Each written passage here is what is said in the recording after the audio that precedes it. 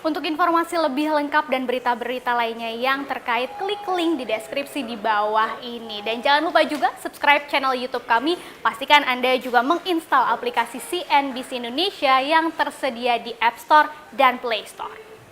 China dikenal sebagai negara yang berambisi untuk memperbesar kekuasaannya di dunia dengan berbagai cara, termasuk melalui kecanggihan teknologinya. Kita pasti sudah mengenal teknologi China seperti apa dalam kehidupan sehari-hari. Bahkan ketika dunia masih berjuang nih melawan pandemi saat ini, di tahun ini, China justru sudah meraih berbagai rekor dalam pengembangan teknologinya. Dan China mampu membuktikan bahwa teknologi ini bisa melakukan banyak hal yang terlihat mustahil dilakukan.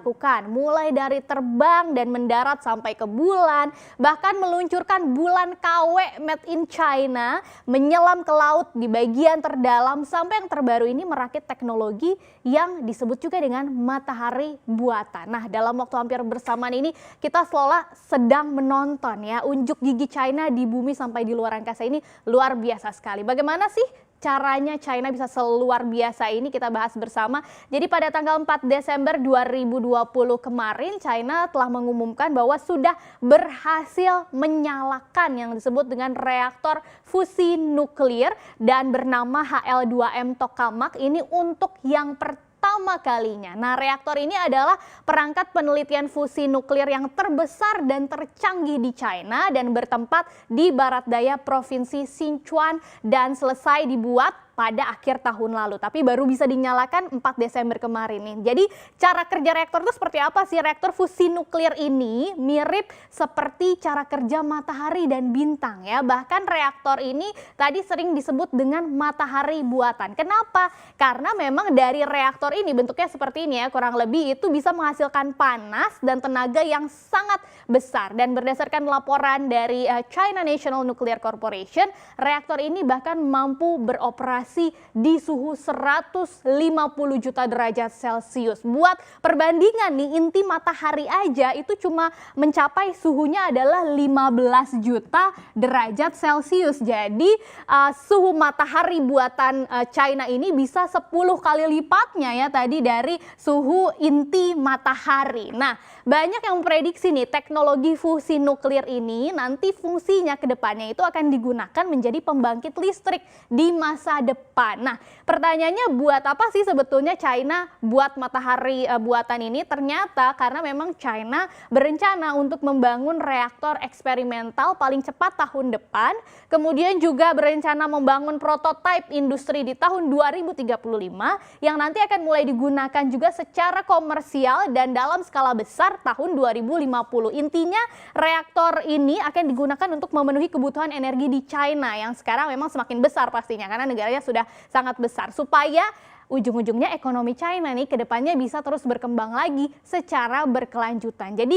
visioner banget ya China ini. Nah, kenapa sih harus teknologi fusi nuklir? Kenapa nggak yang lainnya? Karena kalau dibandingkan dengan teknologi yang lain, fusi nuklir ini katanya tidak menghasilkan limbah radiasi yang tinggi sehingga mengurangi juga resiko-resiko kecelakaan. Nah, kemudian ilmuwan China juga berencana menggunakan reaktor ini untuk bisa bekerja sama dengan para ilmuwan lain yang mengerjakan reaktor eksperimental termonuklir secara internasional yang merupakan ini sebuah proyek penelitian fusi nuklir terbesar di dunia ya dan berbasis di Prancis dan diharapkan nanti bisa selesai di tahun 2025. Jadi keren banget ya udah memikirkan apa sih sebetulnya solusi untuk kekurangan energi di masa yang akan datang. Tapi selain matahari buatan nih, China juga meluncurkan bulan palsu made in China ya. Bahkan bulan aja made in China. Jadi rencana atau proyek ini diumumkan sejak 10 Oktober 2018 lalu, jadi sudah 2 tahun lalu oleh Wu Chunfeng, Ketua Chengdu Aerospace Science and Technology Microelectronics System Research Institute Co. Ltd. Jadi berbeda dengan matahari buatan tadi kan dari reaktor fusi nuklir yang dioperasikannya di bumi nih, di planet kita. Tapi bulan made in China ini bentuknya nanti satelit sebetulnya yang akan diluncurkan langsung keluar angkasa.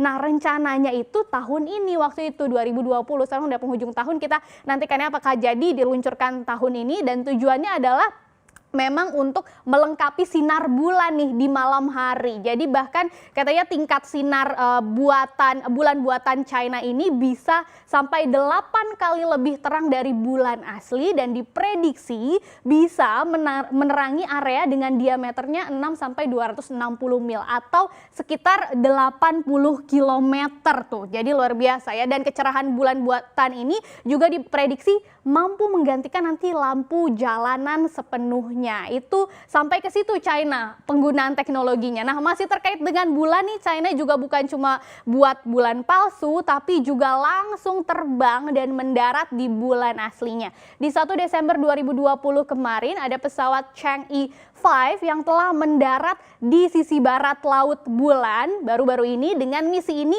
China nanti akan mengambil dan menggali gitu ya sampai kedalaman 2 meter. Ini untuk mengambil sampel dari bulan berupa batu-batuan atau tanah dan lain sebagainya untuk membantu para ilmuwannya bisa mempelajari sejarah bulannya, baik asal-usulnya seperti apa, kemudian formasi tanahnya seperti apa, sampai aktivitas vulkaniknya.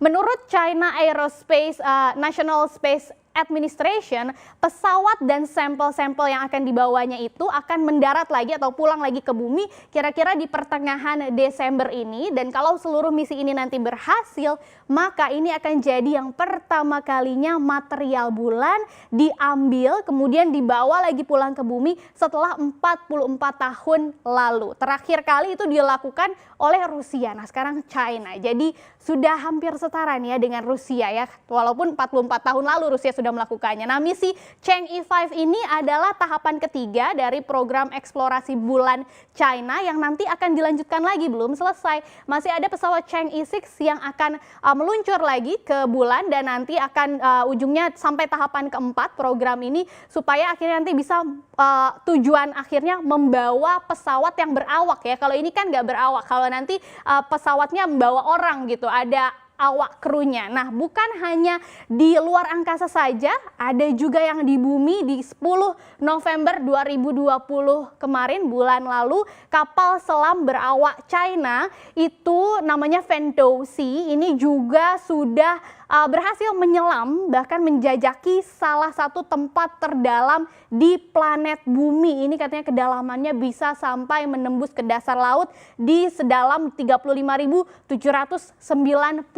kaki atau ini setara dengan 10.900 meter ya. Jadi yang paling dalam di bumi ini adalah Palung Mariana. Nah, dalam ekspedisinya ini sekitar sebulan dilakukannya, sudah berhasil menyelesaikan 13 penyelaman. Untuk apa? Untuk mengambil sampel lagi, sama seperti tadi ke bulan, kali ini mengambil sampel batuan dan yang lain-lainnya dari dasar palung untuk bisa dianalisis lagi nanti seperti apa cara mengatasi topan, hujan, dan suhu tinggi. Jadi sampai ke palung yang terdalam itu untuk bisa cari solusi gitu dari masalah-masalah yang dihadapi di negara mereka seperti topan, hujan, dan suhu tinggi ya.